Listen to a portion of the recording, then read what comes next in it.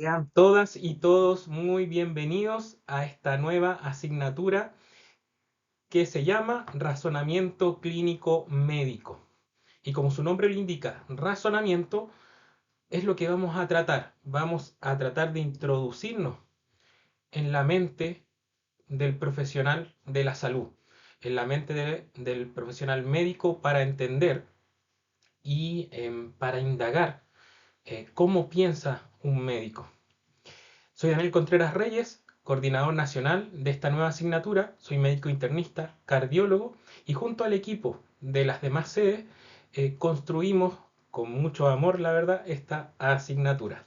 El código QR que ven en la diapositiva, por favor escanéenla para poder abrir una pequeña encuesta de percepción y de expectativas de este nuevo proyecto pionero.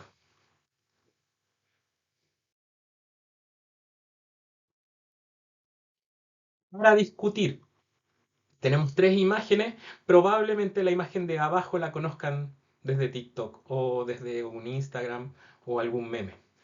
La imagen de arriba me encantaría la conociera. Si alguien la conoce, por favor, anúncielo. Entonces, para discutir, en este segundo año de carrera, ¿estarán preparados? ¿Estarán preparadas para comenzar a atender pacientes? ¿Tendrán habilidades comunicacionales o lo que se necesita, esta vocación para ser profesionales de la salud y ser excelentes entrevistadores, entrevistadoras? ¿Tendrán algunas nociones de la medicina, de la fisiopatología ya para realizar algún tipo de diagnóstico? Y eso es lo que vamos a ir viendo a través de este ramo. La mujer que aparece ahí es Lenka Franulik. Fue la primera periodista en Chile que tuvo que recorrer un largo camino en su carrera. Inicialmente en Revista Ercilla no se le permitía participar de la redacción, solo de entrevistas. Fue solo hasta el año 1957 que su talento la llevó a ganar el Premio Nacional de Periodismo y 3 años más tarde fue nombrada directora de la revista Ercilla y se abrió paso en este rubro. Pasaron 34 años para que una nueva mujer ganara el galardón de periodista o Premio Nacional de Periodismo en Chile. Eh, Otro tema a discutir. ¿Qué pasa con respecto a la era actual? Bueno, acá dice, el smartphone es mi pastor con Google, UpToDate, Instagram, TikTok. Nada me ha de faltar. Memorizar parece un poco ochentero. Por tanto, ¿por qué ya no servirá o será mejor que ocupemos la inteligencia artificial, ChatGPT, o le preguntemos a Google Doctor cuál es el diagnóstico de nuestro paciente? ¿Para qué aprender tanta medicina? Y eso es una de las cosas que vamos a ir tratando de responder a través de esta asignatura, el arte de la medicina.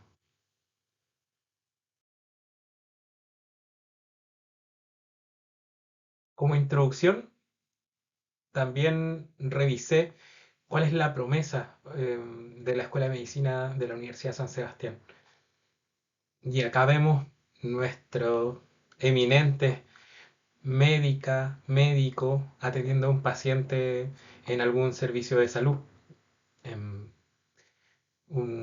Muy actual o muy contemporáneo a películas que se han estrenado en el último tiempo, muy parecidos a estos doctores atendiendo a este paciente. Sin embargo, quiero recordar que si vieron la película, Barbie doctora, o las Barbie doctoras que aparecen, no eran tan rubias, la verdad. Por eso les traigo este video, este clip. Soy un poco cinéfilo, así que he puesto un pequeño clip que vamos a ver.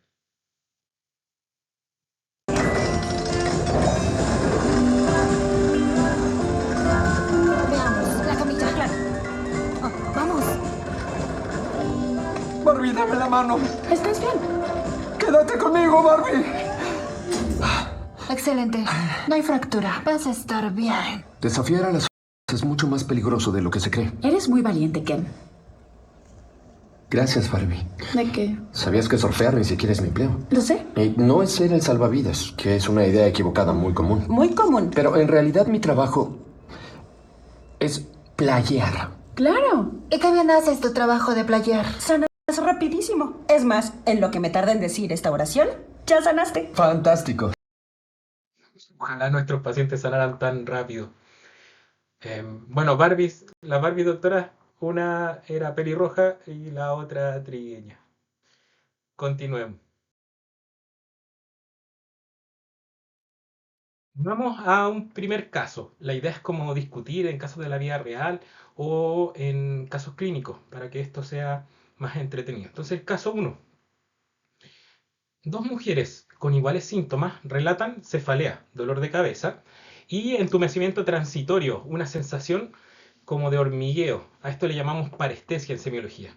En diferentes partes del cuerpo. A una le da en la cara, después otro día a esta misma mujer en el otro lado, en un brazo, en una mano, y esto está generando gran ansiedad en la paciente. Las dos pacientes, por tanto, van a ver a dos médicos, dos neurólogos diferentes que tienen diferentes entrenamientos, diferentes escuelas de medicina, diferentes intereses y perspectivas. Entonces veamos qué sucedió.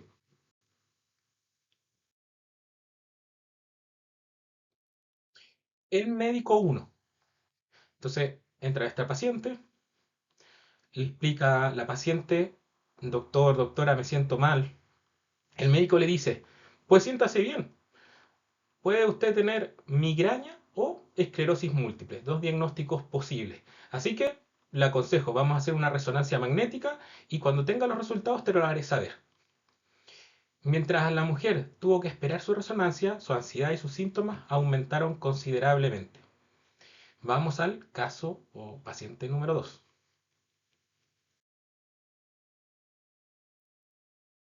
Paciente número 2 con el médico número 2, mismos síntomas. El médico inicialmente hizo una buena entrevista clínica y reconoció que los síntomas podían ser comunes a un estrés, no había además un ajuste de algún patrón neurológico. Entonces el médico explica a la paciente que ve muchas personas con estos síntomas y muy a menudo, de acuerdo a su experiencia, es porque están trabajando demasiado duro, porque no duermen bien, porque están bajo estrés. Así que le pregunta si ella le puede contar sobre su horario y lo que está pasando en su vida diaria. El esposo la acompañaba y la mira hacia sabiendas y efectivamente había muchos factores estresantes relacionados con el trabajo y con el hogar. De todas maneras, este médico o médica 2 organizó también o solicitó una resonancia nuclear magnética, pero aconsejó a la paciente que hiciera cambio en su estilo de vida, que tratara de tomarse un descanso y que se encontraran al control.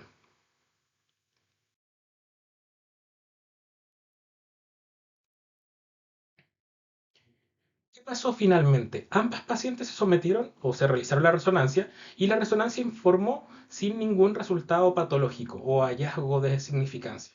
O sea, salieron resonancias normales. Sin embargo, el enfrentamiento clínico y la respuesta a la paciente fue totalmente distinta en el caso 1 que en el caso 2. Esto nos lleva a entender que hay muchas habilidades que no se pueden enseñar en un aula, en una clase con PowerPoint, y habitualmente esto tiene que ver con la experiencia, particularmente con los aspectos humanísticos de la medicina, y que requiere de la presencia tanto de un paciente real, una experiencia real, o un paciente simulado donde el conectar con el paciente o la comunicación sea una de las habilidades a entrenar. Y es importante que el aprendizaje nunca debiese ocurrir en un contexto de ansiedad, miedo o baja autoestima. Por tanto, lo que vamos a tratar de hacer en esta asignatura es que disfruten del ramo, que se diviertan, que discutan eh, y que se entretengan.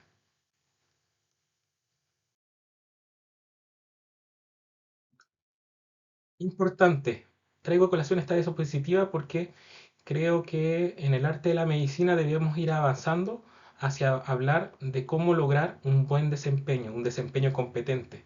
Hablar de habilidades en conjunto, no solo de la competencia como un subconjunto de actitud, conocimiento, habilidad, sino que hablar como la habilidad clínica como una posibilidad o como la habilidad que nos permite resolver problemas de salud de las personas. ¿Para qué? Para conectar con el paciente y con el equipo de salud y ayudar a nuestro paciente. Para mostrarnos cercanos, para mostrar nuestra intención de ayuda. Y para que avancemos desde el novato, que sigue reglas, hacia un principiante avanzado, que empieza a entender que las reglas tienen ciertos matices, hacia una persona competente que empieza a sentir responsabilidad y relevancia de las reglas, de los contextos y las condiciones, habitualmente donde se encuentran los internos, al profesional que empieza a tener una sensación de responsabilidad con su propia experiencia, y hacia el experto que enseña a medida que sigue trabajando y que vive lo que enseña.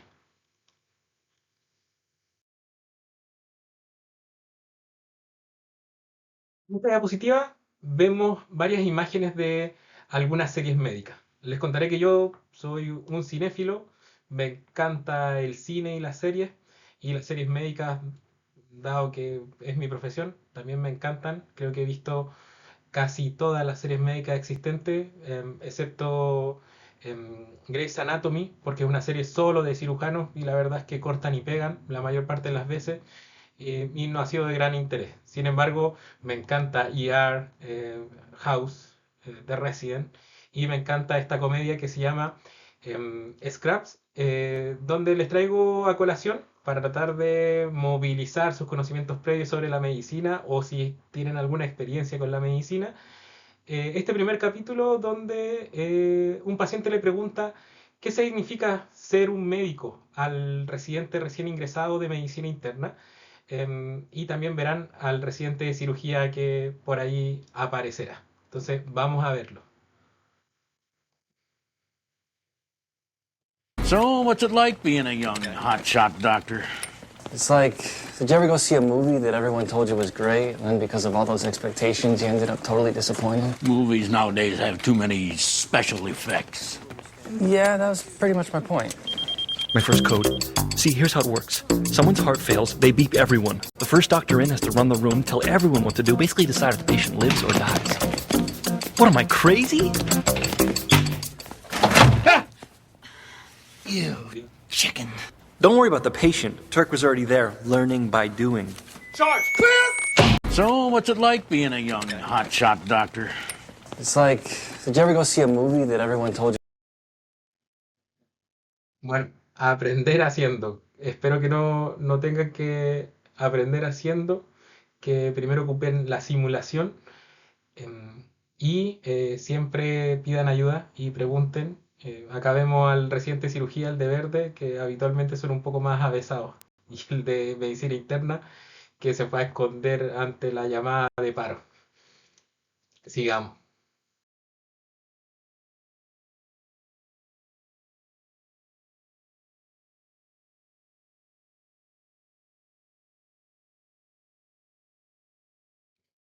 Llegamos a la pregunta fundamental de cómo se llama esta asignatura. ¿Qué es el razonamiento clínico? El razonamiento clínico es el corazón de la práctica médica. Por tanto, como es el corazón o incluso la mente de la práctica médica, debemos indagar en la mente de tanto expertos como novatos para entender cómo funciona este proceso de pensamiento, este proceso de razonamiento. Esto lleva a que no es solo saber el concepto de la respuesta, sino que es entenderla. Porque, a modo de ejemplo, acá vemos al profesor, a Tutu con el profesor, y Tutu le pregunta: ¿por qué el cielo es azul, profesor? El profesor le dice: interesante pregunta, desgraciado. Y realiza una nueva pregunta al estudiante: ¿por qué tú piensas que el cielo es azul? Y trata de buscar si es que hay algún tipo de respuesta sobre la que construir. O sea, busca su conocimiento previo. Y el razonamiento clínico trata mucho de esto, de saber o construir sobre una base. ¿Qué es el razonamiento clínico médico? Es una definición que a mí me gusta mucho. Es el proceso metacognitivo mediante el cual se observa, recopila, evalúa e interpreta una información recogida. ¿Para qué? Para resolver problemas clínicos de pacientes. O sea, todo lo que hacemos no es para llegar a un diagnóstico, es para resolver un problema de una persona, extraer conclusiones y después de ello preguntarnos, reflexionar y aprender de esa experiencia.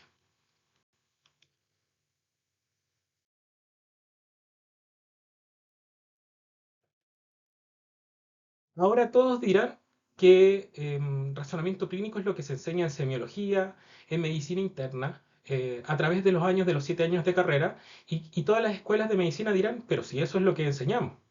Y efectivamente, las escuelas de medicina, a través de la enseñanza del proceso clínico, enseñan elementos básicos de diagnóstico y de método clínico. Pero el problema es que no son explícitos en mostrar modelos o mostrar cómo piensa, por ejemplo, un experto versus un novato. Por tanto, el fundamento de esta asignatura es poner atención en lo que se enseña y cómo se enseña y cuándo se enseña para facilitar el proceso de razonamiento.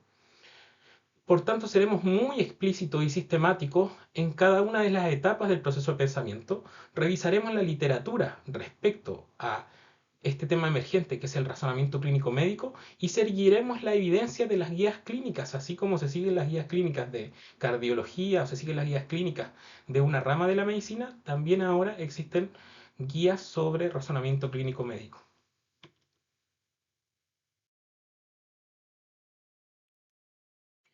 Y esta es una pregunta fundamental en estas 4 sedes de esta gran universidad. ¿Hasta qué punto se enseña explícita y sistemáticamente razonamiento clínico médico? Y lo orgulloso que estamos es que este es el proyecto pionero donde van a existir a través de su malla curricular 4 asignaturas transversales a través de los años hasta llegar a séptimo de medicina, donde vamos a tratar explícitamente el tema.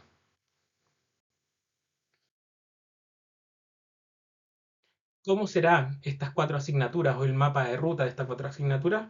Primero está este razonamiento clínico médico 1, que son los fundamentos, comprender conceptos, modelos teóricos, la historia en torno al razonamiento clínico, y vamos a ir tratando de entender estos conceptos en base a ejercicios escritos o relatados, y será una asignatura más bien teórica con discusión de grupo. En razonamiento clínico 2, más adelante, trabajaremos sobre construcciones precisas de representación del problema con pacientes virtuales, simulación o telesimulación. En razonamiento clínico 3 trabajaremos con simulación, paciente simulado, paciente en OSCE, Osler, Eclipse.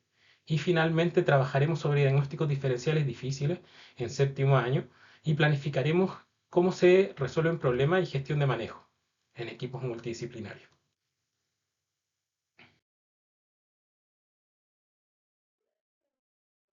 Muchas gracias por su atención. Así concluimos esta primera videoclase o videocápsula. Mi Instagram es Daniel Contreras Reyes. Me pueden encontrar y hacer preguntas o seguir. Y también tengo un Instagram que creamos el año pasado, que es netamente sobre razonamiento clínico, que se llama razonamiento clínico-med.chile, que está hecho para difundir a nivel nacional el razonamiento clínico. Es importante que elijan ahora un delegado, que respondan la encuesta y con su docente a cargo revisarán de qué se va a tratar el programa de razonamiento clínico respecto a la evaluación, respecto a las sesiones, a las semanas y a la ponderación de trabajo, así como la asistencia. Espero que hayan disfrutado, espero que contesten las encuestas, respondan sus dudas, discutan y nos veremos en la importancia del razonamiento clínico en el segundo videoclip.